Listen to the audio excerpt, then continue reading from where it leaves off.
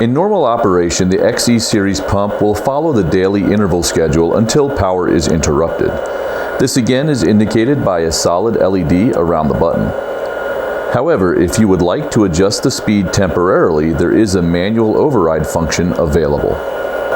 To enter manual override at any time during normal operation, simply press and then release the button. As you can see, the LED is now flashing to indicate the pump operation is now in manual override. There are 4 options available in manual override. There are high speed, medium speed, low speed, and stop. You can cycle through those options by pressing the button and releasing it until you find your desired speed.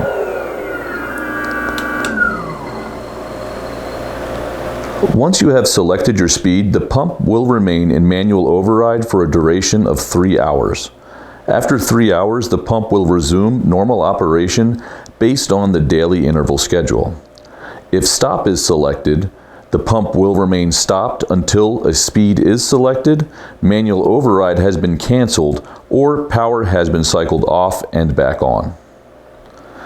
As a reminder, entering manual override does not affect the daily interval schedule. It simply offers a temporary override when needed. To cancel manual override, simply press and hold the button until the LED flashes rapidly and the pump will resume normal operation.